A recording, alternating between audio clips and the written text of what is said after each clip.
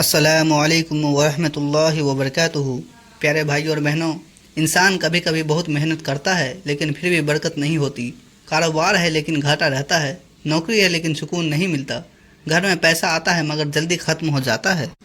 ایسے حالت میں اکثر لوگ غلط راستے اپنا لیتے ہیں، جیسے سود یعنی بیاج، دھوکہ دھڑی، حرام طریقے سے پیسہ کمانا۔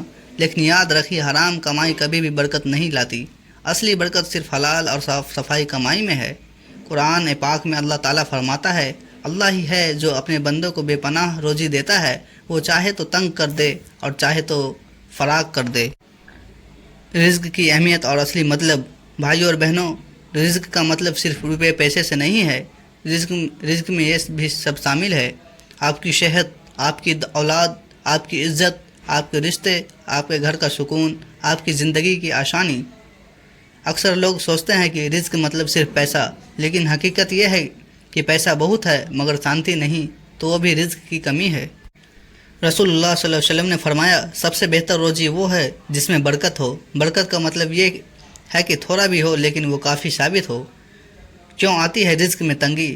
اب سوال یہ اٹھتا ہے کہ آخر کیوں رزق میں تنگی آ جاتی ہے؟ اس کی کئی وجہ ہو سکتی ہے۔ نمبر 1، نماز چھوڑنا۔ 5 وقت کی نماز چھوڑنے سے برکت اٹھ جاتی ہے۔ نمبر 2، گناہوں پر ڈٹے رہنا۔ زنا، چوری، جھوٹ، دھوکہ دھڑی، سود کھانا، یہ سب برکت ختم کر دیتا ہے۔ نمبر 3، رشتہ داروں سے تعلق توڑ لینا۔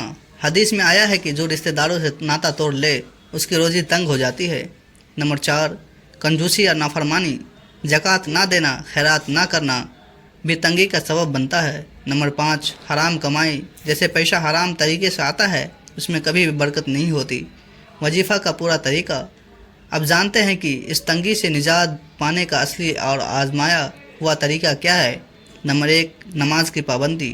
5 وقت کی نماز کو اپنی زندگی کا حصہ بنا لے۔ فجر کی نماز خاص طور پر کبھی نہ چھوڑے۔ نمبر 2، طہارت اور وضو۔ وضو کی حالت میں رہنا بڑی نعمت ہے۔ رسول اللہ صلی اللہ علیہ وسلم نے فرمایا کہ جو شخص ہمیشہ وضو کی حالت میں رہتا ہے اس کے لیے رزق کے دروازے کھول دیے جاتے ہیں۔ نمبر 3، درود شریف۔ فجر کی نماز کے بعد تسبیح لے کر بیٹھ جائیں اور 11 بار درود ابراہیم پڑھیں۔ درود شریف دعا کی کنجی ہے۔ نمبر 4، قرآن کی آیت۔ اب آپ ایک قرآنی آیت 313 بار پڑھیں۔ اس آیت کا مطلب ہے، جو اللہ سے ڈرتا ہے اللہ اس کے لیے ہر مصیبت سے نکلنے کا راستہ بنا دیتا ہے اور اس کو وہاں سے روزی دیتا ہے جہاں سے اس کو گمان بھی نہیں ہوتا۔ نمبر 5، پھر سے درود شریف۔ آیت ختم کرنے کے بعد دوبارہ 11 بار درود شریف پڑھیں۔ نمبر 6، دعا۔ اب ہاتھ اٹھا کر اللہ سے دعا کرے، اے اللہ تو ہی رزق دینے والا ہے، میرے گھر سے تنگی اور فاقہ دور کر دے، میرے کاروبار، نوکری اور آمدنی میں برکت عطا کر، مجھے اور میری اولاد کو اپنے فضل اور رحمت سے مالا مال کر دو۔ وظیفے کے فائدے۔ اگر آپ اس وظیفے کو پورے یقین اور صبر کے ساتھ کریں تو انشاءاللہ یہ فائدے ہوں گے: گھر سے تنگی اور قرض دور ہوگا، کاروبار میں ترقی ملے گی، نوکری میں استھرتا اور انتی ہوگی، گھر میں سکون اور چین آئے گا، اولاد کے لیے آسانیاں پیدا ہوگی، اللہ تعالیٰ ایسے راستے سے روزی دے گا جہاں سے انسان سوچ بھی نہیں سکتا۔ حدیث سے رزق کا وظیفہ۔ رسول اللہ صلی اللہ علیہ وسلم نے فرمایا، جو شخص صبح اور شام سبحان اللہ و بحمدی 100 بار پڑھتا ہے اس کے گناہ معاف کر دیے جاتے ہیں اور اس کے رزق میں برکت ہوتی ہے۔ ایک اور حدیث میں آیا ہے، جو شخص استغفار کو زیادہ پڑھتا ہے اللہ تعالیٰ اس کے لیے ہر تنگی سے نکلنے کا راستہ بنا دیتا ہے اور اس کو وہاں سے روزی دیتا ہے جہاں سے وہ گمان بھی نہیں کر سکتا۔ کچھ احتیاط۔ وظیفہ کرتے ہوئے یقین پکا رکھے، حلال کمائی کی کوشش کرے، حرام کمائی سے دور رہے۔ عورت اگر حائض صرف دعا کرے، وظیفہ نہ پڑھے، صبر رکھے، جلد بازی نہ کرے۔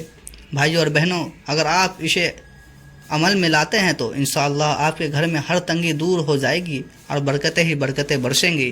اس وظیفے کو اپنے دوست اور رشتہ داروں تک ضرور پہنچائے تاکہ سب کو فائدہ ہو۔